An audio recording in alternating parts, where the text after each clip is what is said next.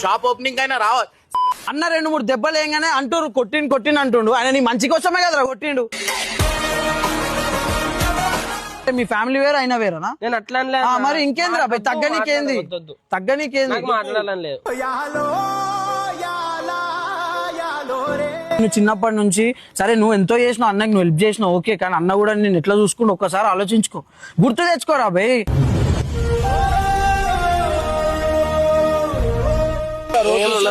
అరే ఇంకో ఇప్పుడు ఏంది అన్న విలనా నీకు? నీకు అన్న అట్లనే అనుకో.